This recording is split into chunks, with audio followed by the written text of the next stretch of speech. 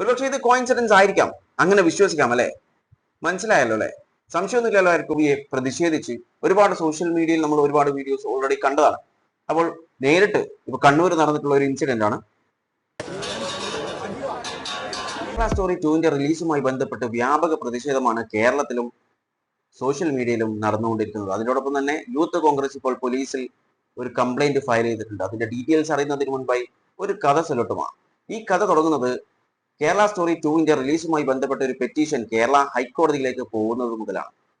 കേരള ഹൈക്കോടതിയിലേക്ക് ഒരു പെറ്റീഷൻ പോവുകയും എന്നാൽ 2026 ഫെബ്രുവരി 26 സിംഗിൾ ബെഞ്ച് ഒരു ഓർഡർ ഇട്ടു. ആ ഓർഡർ എന്ന് പറയുന്നത് ഒരു ഇന്ററിം ഓർഡർ ആണ്, ഒരു സ്റ്റേ ഓർഡർ.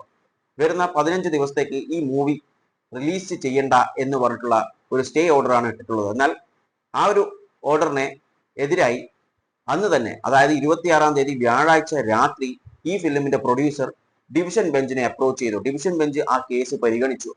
അന്ന് രാത്രിയിൽ തന്നെ ആ കേസ് പരിഗണിച്ചു. അങ്ങനെ ഒരു കേസ് ആ രാത്രിയിൽ തന്നെ പരിഗണിക്കണമെന്നുണ്ടെങ്കിൽ അത്രമാത്രം പ്രഷർ അവിടെ നടന്നിട്ടുണ്ടാവണം. എന്നാൽ അതിനുശേഷം അന്ന് രാത്രി അതിന്റെ ഹിയറിംഗ് ഒക്കെ കഴിഞ്ഞു. അതിന്റെ റിസർവ്, അതായത് അതിന്റെ ഓർഡർ പിറ്റേ ദിവസം വെള്ളിയാഴ്ച 27 റിസർവ് ചെയ്തു വെച്ചു. പിറ്റേ ദിവസം ഓർഡർ വന്നു. ഈ സിംഗിൾ ബെഞ്ചിന്റെ ഓർഡറിനെ സ്റ്റേ ചെയ്തിട്ടുള്ള ഓർഡർ ആയിരുന്നു അത്. അതായത് റിലീസ് ചെയ്യാം എന്ന് പറയുന്ന ഒരു ഓർഡർ ആയിരുന്നു ഡിവിഷൻ ബെഞ്ചിൽ നിന്നും വന്നിട്ടുള്ളത് 27 അതിന്റെ ഇടയിൽ ഡിവിഷൻ ബെഞ്ചിന്റെ 1-2 ചോദ്യങ്ങളുണ്ട്. അത് നമുക്ക് നോക്കാം. അതിന് മുൻപായി ഇത് നടക്കുന്ന സമയത്ത് വേറൊരു സംഭവം കൂടി നടന്നിട്ടുണ്ടായിരുന്നു. നമുക്കറിയാം സുപ്രീം കോടതിയുടെ കൊളീജിയം സിസ്റ്റത്തെ കുറിച്ച്. അപ്പോൾ ആ കൊളീജിയം സിസ്റ്റം ഒരു റെക്കമെൻഡേഷൻസ് 26 അതായത് അതേ വ്യാഴാഴ്ച 26 ഫെബ്രുവരി 26 ഒരു റെക്കമെൻഡേഷൻ കൊടുത്തിട്ടുണ്ടായിരുന്നു. ജസ്റ്റിസ് എസ് ധർമാധികാരിയെ മദ്രാസ് ഹൈക്കോടതി ചീഫ് ജസ്റ്റിസ് ആക്കണം എന്ന് പറഞ്ഞിട്ടുള്ള ഒരു റെക്കമെൻഡേഷൻ ആയിരുന്നു കൊളീജിയം സിസ്റ്റം റെക്കമെൻഡ് ചെയ്തിട്ടുള്ളത്. ഇത് ഗവൺമെന്റ് അപ്രൂവ് ചെയ്യുകയും ചെയ്തു അപ്പോൾ തന്നെ. കാരണം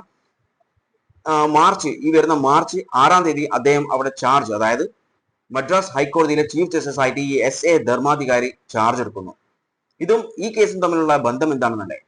ഈ ഡിവിഷൻ ബെഞ്ചിൽ 2 ജഡ്ജസ് ആയിരുന്നു ഉണ്ടായിരുന്നത്. അതിൽ ഒരു ജഡ്ജാണ് ഈ പറയുന്ന ജസ്റ്റിസ് എസ് ധർമാധികാരി. അത് മാത്രമല്ല, ഈ റെക്കമെൻഡേഷൻ കൊടുത്തിട്ടുള്ളത് സൂപ്പർസൈഡിംഗ് ദ ജസ്റ്റിസ് അതുൽ ശ്രീധരൻ എന്ന് പറയുന്ന ഒരു സീനിയർ മോസ്റ്റ് ജഡ്ജ് ഉണ്ടായിരുന്നു.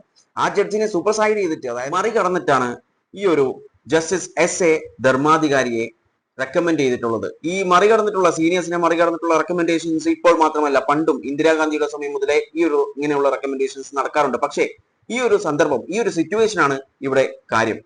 ഒരുപക്ഷെ ഇത് കോയിൻസിഡൻസ് ആയിരിക്കാം, അങ്ങനെ വിശ്വസിക്കാം അല്ലെ? മനസ്സിലായല്ലോ അല്ലെ? സംശയമൊന്നുമില്ലല്ലോ ആയിരിക്കും. ഓക്കെ, ഇനി ഈ ഡിവിഷൻ ബെഞ്ച് ഒരു ചോദ്യം ചോദിച്ചിട്ടുള്ള